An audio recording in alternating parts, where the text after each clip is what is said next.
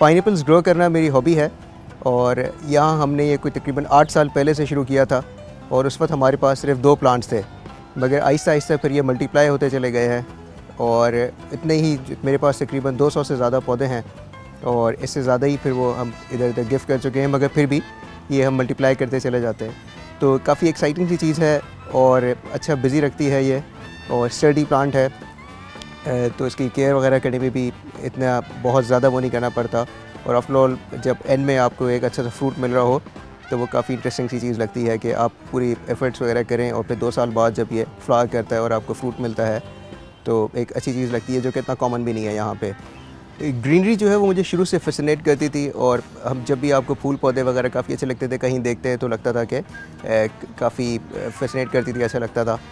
तो कन्वेंशनली अगर किसी को गार्डनिंग का कहा जाए तो वो यही कॉन्सेप्ट होता है कि एक लश ग्रीन फील्ड होगी और काफ़ी सारे उसके अंदर फूल पौधे लगे होंगे।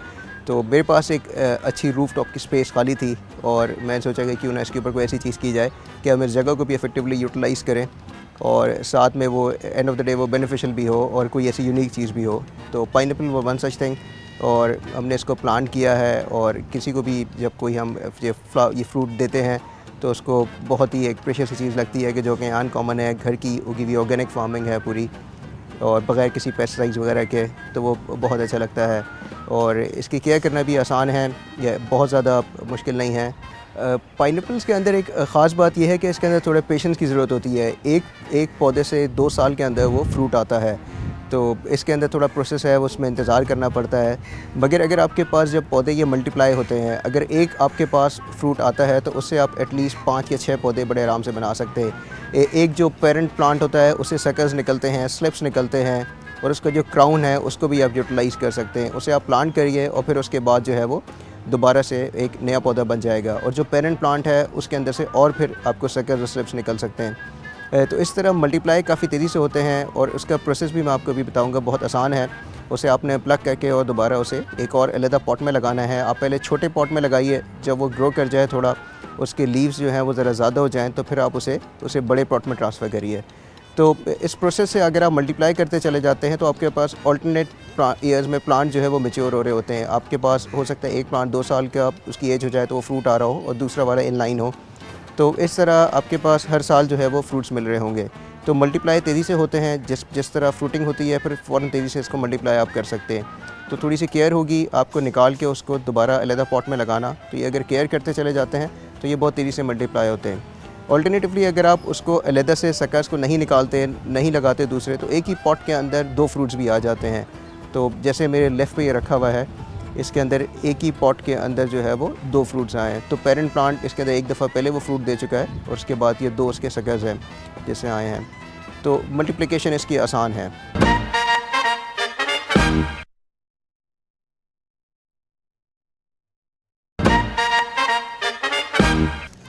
पाइनएप्पल अगर आप समझते हैं कि आपके पास ज़मीन होनी चाहिए इसे लगाने के लिए, दैट इज़ नॉट ट्रू। आप इसे गमलों में भी बड़े आराम से उगा सकते हैं और हमारे पास यहाँ पे लोग हैं जिन्होंने बड़े शौक़ से पाइनएप्पल बहुत सारा लगाया है। कुछ का शौक़ तो आई वुड इमेजिन कि अब शौक़ से एक्सपर्टीज़ तक चले गया है। कुछ लोग उस पर रिसर्च भी कर रहे हैं, छतों पर उगा रहे हैं जी, छतों पर। So come let's have a look and see कि छत पर किस तरह उग रहा है और उसका किस तरह वो ख्याल रखते हैं।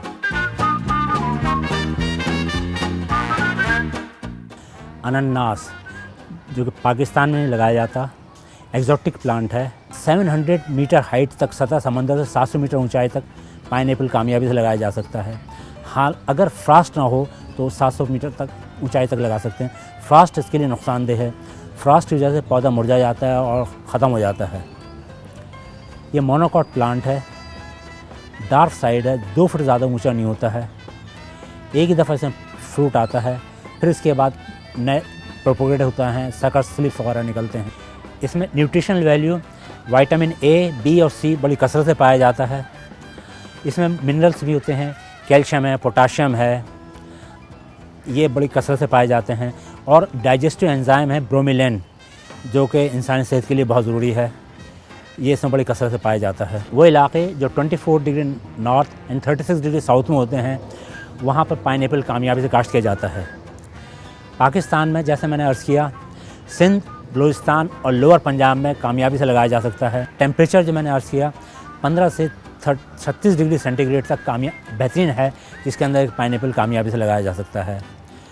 15 डिग्री से कम होता है तो वहाँ फ्रॉस्ट होता है, और फ्रॉस्ट के बाद पाइनएप्पल वहाँ कामयाब नहीं होता है। बतौर किचन गार्डन ये कराची में लोग गमलों में लगा सकते हैं, शहरों में गमलों में लगा सकते हैं। जहाँ के ज़मीन की कामयाबी कम हो तो वहाँ पर गमलों में आसानी से लगाते हैं। जैसे आप ये देख रहे हैं कि गमलों के अंदर पाइनएप्पल कामयाब है।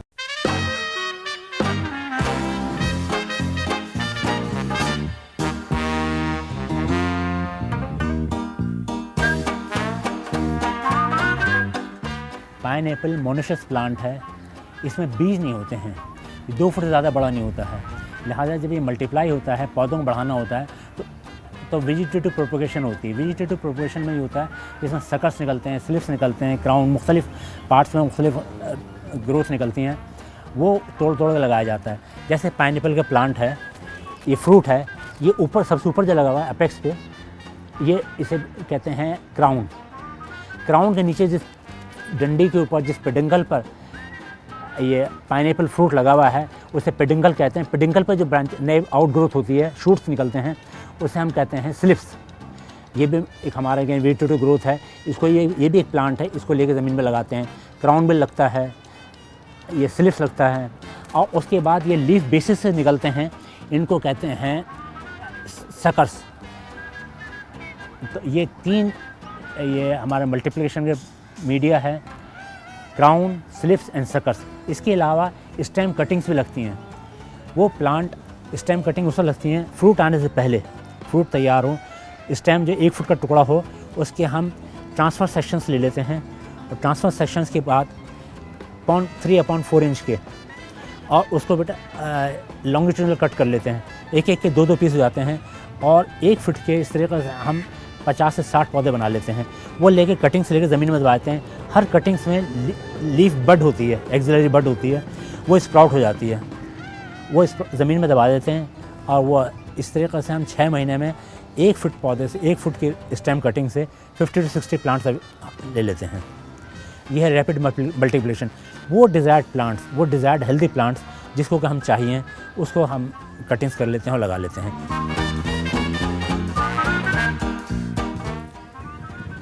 आपको पता है कि एक पाइनएप्पल 250, 200, 300 रुपए तक का होता है, और वो छोटे पाइनएप्पल्स आते हैं जो 100-150 रुपए के भी बिकते हैं। That's a lot of money for a fruit, that's a lot of money. आप इसको अगर शौकीन हैं, पाइनएप्पल आपको पसंद है खाना, तो एक फल आप ख़रीद कर ले आएँ 200-250 रुपए का, उसका टॉप काट के आप लगा दें, प्लांट बन जाएगा, ईट द फ्रूट। एक बार आपने उसका प्लांट सक्सेसफुली ग्रो कर दिया, वो कुछ सालों में आपके पास बहुत सारे पौधे बन जाएंगे, and you will get a lot of fruit every year.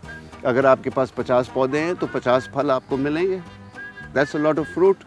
इसका फ्रूटिंग सीज़न जो है वो समर्स में होता है, शॉर्ट पीरियड होता है, सब एक साथ में फल देंगे, बहुत सारा फल निकलेगा। शेयर विद समबडी, अपने रिश्तेदारों को दें, एंजॉय इट, खाएँ, कुक विद इट। आप हर किस्म के खाने पका सकते हैं, इसके साथ में ड्रिंक्स बना सकते हैं, आप इसको फ्रेश खा सकते हैं, आप इसको खुद अपने फ्रीज़र में प्रिजर्व करके आप रख सकते हैं। There is so much you can do with it. Grow a pineapple, do yourself a favour.